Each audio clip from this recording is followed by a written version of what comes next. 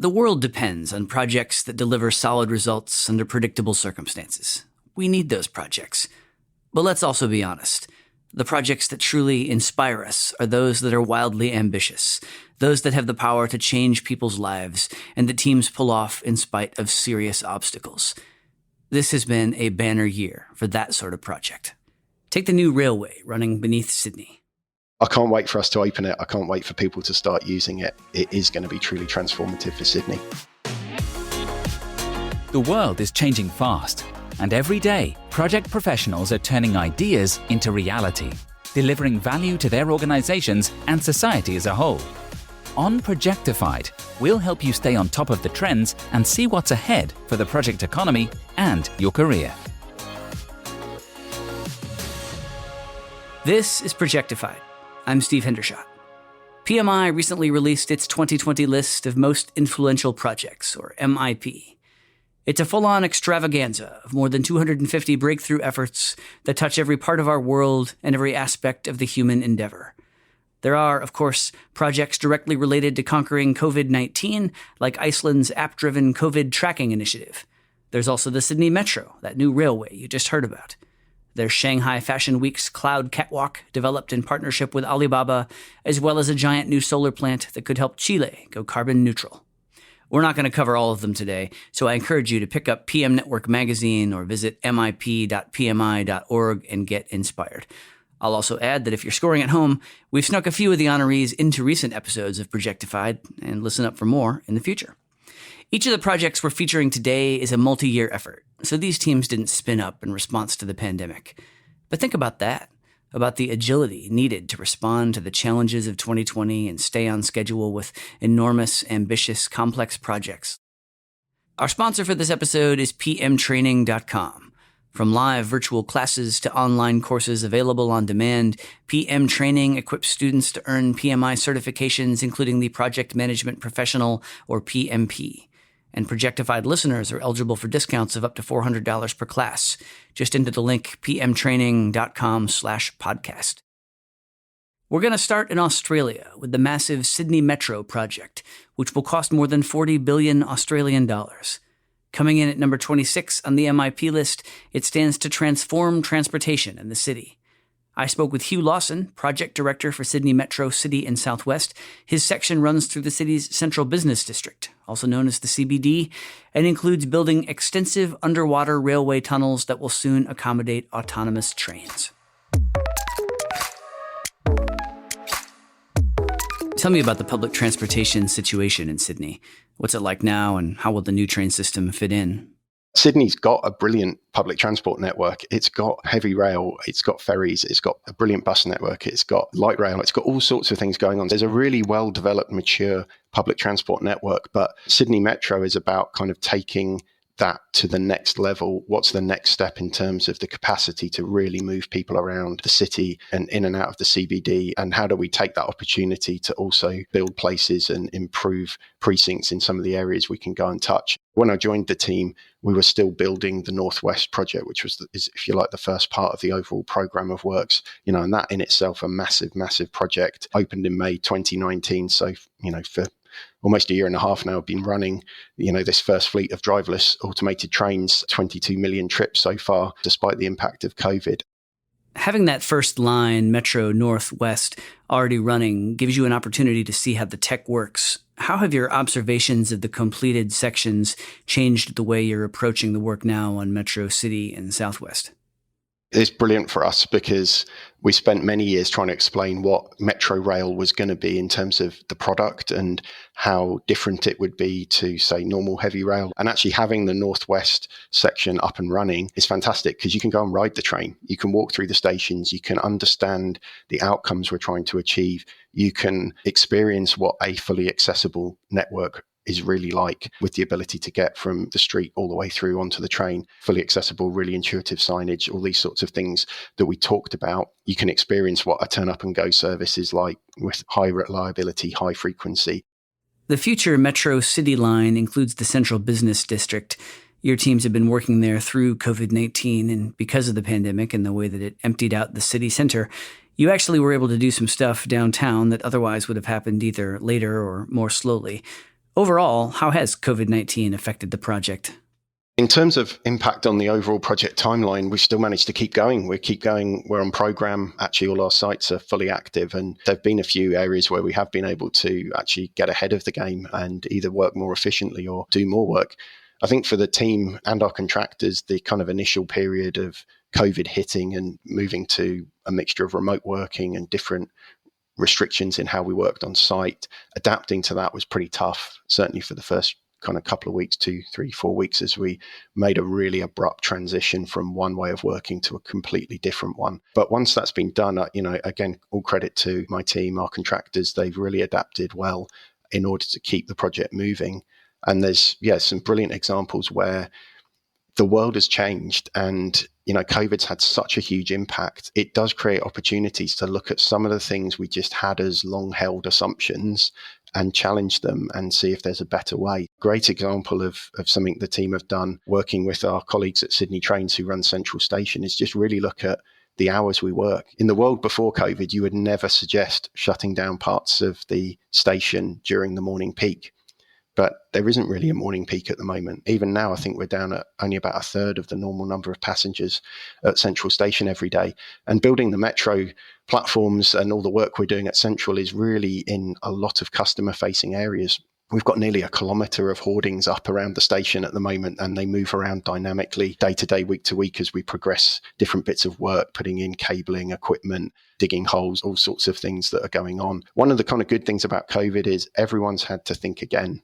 Everyone's gone, stop, it's changed. Some of those assumptions we had before, we can break those now. They don't apply. They certainly don't apply at the moment. Maybe as passenger numbers kind of come back and we get into recovery, things will change again. What's your vision for how this transforms life in Sydney? I think certainly once City and Southwest opens in 2024, I don't think a lot of people really realise how much of a change it's going to make to how the CBD works. It is the first time that there will be a real true high capacity metro through the heart of the CBD. And if you've used metro systems in London and Tokyo and Seoul and around the world and New York and everywhere, you'll know it just becomes part of the fabric. And I think within a few years, people will wonder how they ever lived without it. The speed and the convenience that it offers, the ability to move around parts of the city in a way that you can't imagine with what we've currently got. My hope is that it does enable people to make different travel choices, maybe less dependent on the car, maybe easier to make certain journeys that at the moment are pretty tricky by public transport. I think Metro has the power to make that transformation happen. And then when we look at the projects beyond City and Southwest to Metro West, and the work at Western Sydney Airport, again, they really are creating a totally different way to move around the city. I think it will take a few years to be able to look back and see it, but it will really transform the city. We've seen in the Northwest already, it's changed people's lives in terms of the way they think about the opportunities available to them, where they could work now, where they can go, people they can stay in contact with, journeys they can make that they wouldn't have thought were possible before without access to that kind of public transport.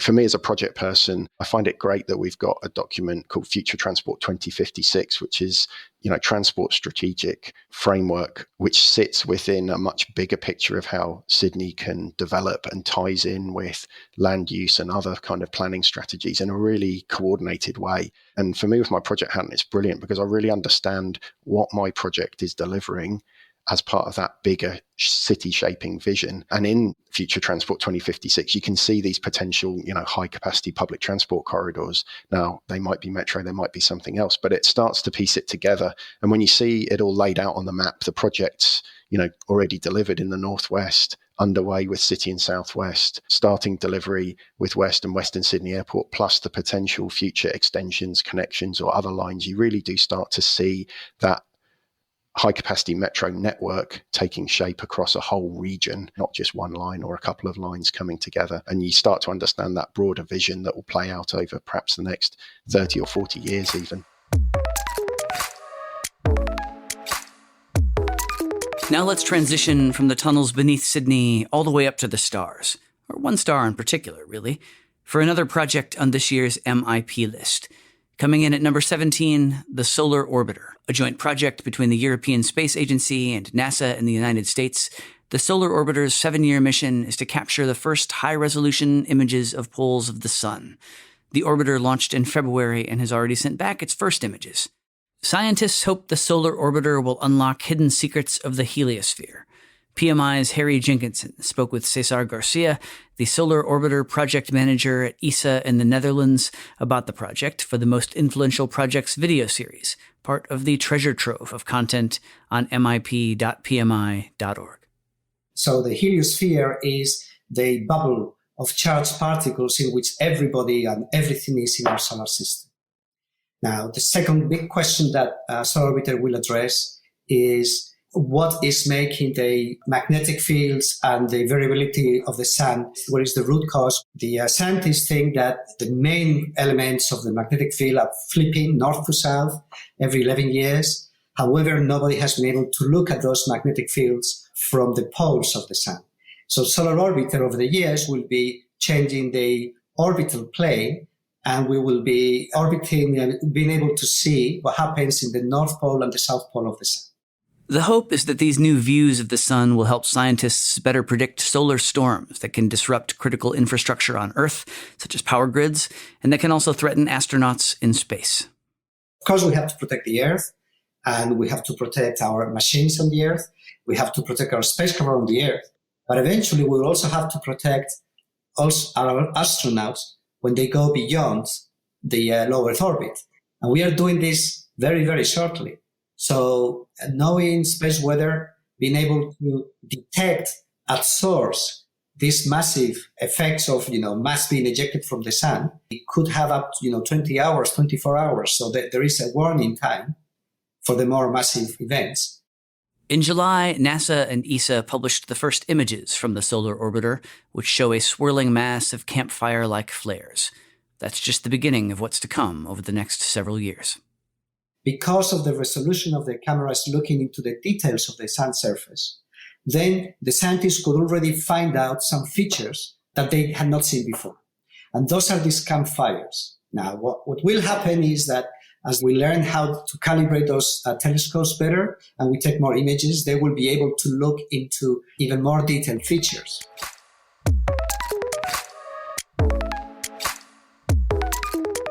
This year, PMI expanded its top 10 lists to 30, covering a massive range of sectors and geographic regions. Now, we go to the number one project on the Canada list, the efforts to restore Parliament Hill in Ottawa, site of the country's historic and still active campus of governmental buildings. Let's walk through the project with Rob Wright, Assistant Deputy Minister with the Science and Parliamentary Infrastructure Branch within Public Services and Procurement Canada, a PMI Global Executive Council member.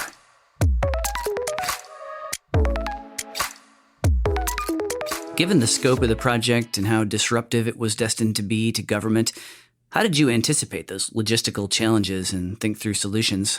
When we put together this plan, we tried to put a lot of foresight in. And so we built a plan that responded to the building conditions, to the expansion needs, and the modernization. But probably one of the secret ingredients is we realized that we didn't have it all figured out, and actually trying to have it all figured out would lead to critical failure. So we had this long-term vision, but we paired that with a shorter-term focus on implementation, 5-year chunks of work, which allowed us to be very focused on what those priorities were in the here and now.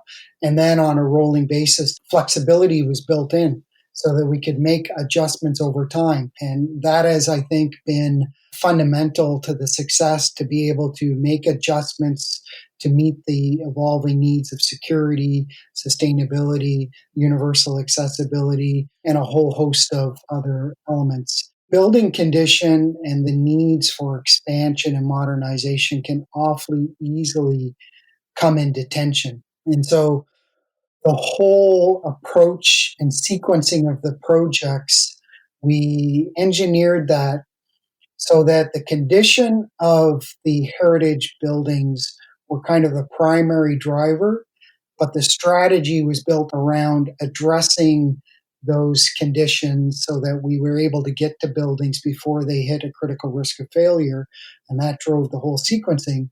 But we drove that strategy in such a way that we also addressed the growth needs and the modernization needs, so that we are able to marry the custodial responsibilities of our minister with the functional requirements of Parliament and their needs to support growing numbers of parliamentarians.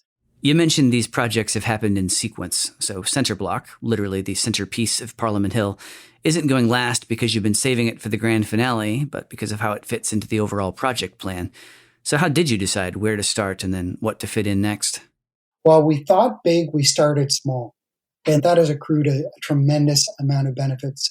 Number one, it allowed us to get things going in a way that we did not need huge amounts of money. And we were able to start on facilities that were not core to parliamentary operations. If you think of it as a pyramid with Centre Block as an apex project, we really started with the bottom level and creating space to be able to empty out what at that time were facilities for parliamentary administration. So it did not have to displace parliamentarians. It was a displacement of parliamentary administration, which is challenging enough, but much easier. And then we were able to focus on creating space that met the needs of the parliamentary administration, build trust, relationships. Then we transformed those administrative buildings, heritage buildings that were in great need of being restored and then modernized to meet the needs of Parliament. We were able to do that in a way that didn't disrupt Parliament and then welcome parliamentarians into those facilities, which were now restored beautifully from a heritage perspective and provided a modern infrastructure for parliamentarians, additional committee rooms, as well as modern parliamentary offices. That built, I would say, a fair amount of confidence and momentum and a stronger relationship with Parliament. So that Apex project kind of drove our strategy throughout, and we used what we called a one stone, three bird strategy. So every project we tried to hit that trifecta of restoring heritage buildings that were at their critical risk of failure, of creating expanded operational facilities for Parliament, and creating a modern platform for Canada's parliamentary democracy. And so that's really the same recipe that we're bringing to the Centre Block as it's now hitting its stride in full construction. This is the sort of project where each new phase stands to benefit from the lessons of the previous one. How have you worked to identify and incorporate those lessons learned? A couple of other key elements that are really lessons learned to the Centre Block is really bringing the construction team and the design team right in on day one together, so that the design is getting the benefits of constructability advice, as well as the construction manager starting to think through supply chain issues and the best way to order the construction so that we're able to do it in a cost-effective and as quick a means as possible. So seeing lots of benefits from that, and we've amplified that a bit by creating an integrated project office. Ourselves as project managers, the design team, the construction management team, but also the partners, so members from the Senate, the House of Commons, the Library of Parliament, and the Parliamentary Protective Service, all together in a one-team environment with the benefit of kind of creating a common vision and working through decisions together. We're seeing benefits of that, and that is leading to greater engagement with parliamentarians, which is of tremendous benefit. It's helping on the decision-making perspective, creating, kind of sense of ownership of the projects. And that, at the end of the day, means everything, because they're first and foremost buildings to support Parliament and parliamentarians in carrying out their important roles. The members of Parliament are big stakeholders here, not only as decision makers for the Canadian government, but also because these buildings are literally their offices. What's been their reaction to how the project has progressed? When you take parliamentarians around the construction site, it's really one of my favorite parts of the job. There's nothing more rewarding to take people around the construction site and for them to be able to lift up the hood and really see what's happening and have a, kind of broad-ranging discussion. But I will say, whether parliamentarians think that they will be ever in there as an active parliamentarian or not, the level of commitment that they have to making sure that this building is done right and the care that you can see really in their eyes, it's pretty motivating. They really see it as a bit of a cathedral of democracy. And I wouldn't say that they see it as their building, they see it as Canada's building, and that the importance of retaining what it was and what it represents, and yes, making it modern, but they really, I would say overwhelmingly, what they want to see is when they come back into it, whether it's as a visitor or as an active parliamentarian, they want to recognize the building that they left. And that's a challenge I think we're up to, of keeping the best of our history and our traditions and being proud of those traditions, but also, having the confidence to lean forward and look forward and bring something new to that conversation in the future as well. Innovation and leadership have been on extraordinary display over the last year, both in response to the pandemic and also because teams have found ways to ensure that a lot of cool stuff that was supposed to happen in 2020 did, in fact, happen despite all of the obstacles. So if you could use a little inspiration, a pick-me-up that testifies to how teams can build and achieve amazing things, pick up PM Network or visit mip.pmi.org. There's your proof, 259 examples strong of what project teams are capable of. Thanks again to our sponsor, pmtraining.com. From live virtual classes to online courses available on demand, PM Training equips students to earn PMI certifications, including the Project Management Professional, or PMP. And Projectified listeners are eligible for discounts of up to $400 per class. Just enter the link, pmtraining.com/podcast. Thanks for listening to Projectified. If you like what you heard, please subscribe to the show and leave a rating or review. We'd love your feedback. To hear more episodes of Projectified, visit Apple Podcasts, Google Play Music, Stitcher, Spotify, or SoundCloud, or head to pmi.org/podcast.